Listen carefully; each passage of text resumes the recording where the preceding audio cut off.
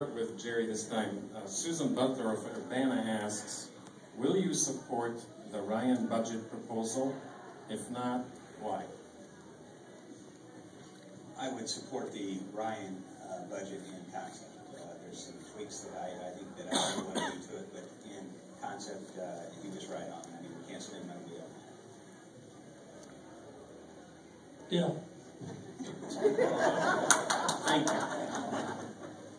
I support the principle of trying to reduce spending. One of the concerns I would have is I know that there were a lot of social service programs that were affected. My concern would be ensuring that those costs are not passed down to the state. Oftentimes there's an interplay between federal and state government programs and the funding sources. And so I would want to ensure that we were not just cutting federal funding obligations and then kicking them down to the state, because that doesn't really address the problem.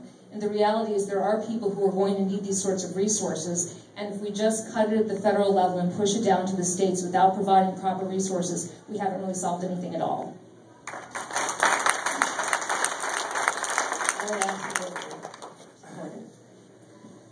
Thank you.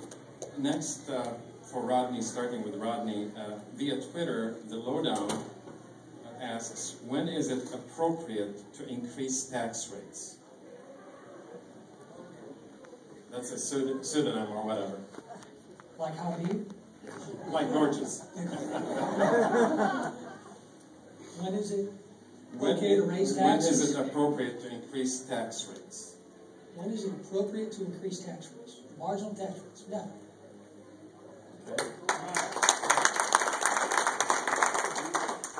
Well, I certainly don't support raising taxes, but I'm not somebody who wants to make pledges that sort of would constrain my ability to perhaps govern effectively.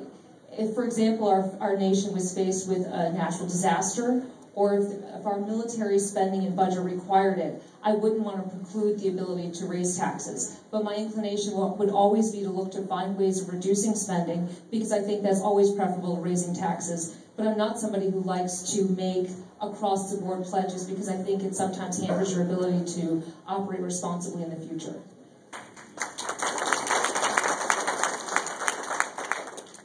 You know, sometimes there's always going to be a crisis, and there's always going to be something that's going to have to get raised. That's what we see right now. There's always oh, but here's the thing. Here's why we need to raise taxes now.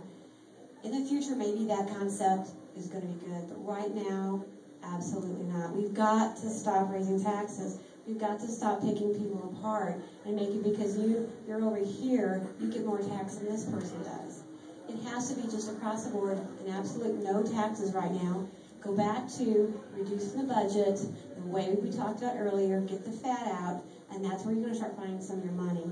But we can't, there's always going to be that what if. And I think that's why people are so incredibly frustrated right now, because you send people to Washington to say, hold the line, and then they come back and say, but they said, what if? What if this happens? What if that happens? And then we go, we set you up there to do the right thing. So right now, we can't make this, and I agree, you can't make a pledge for the rest of your life.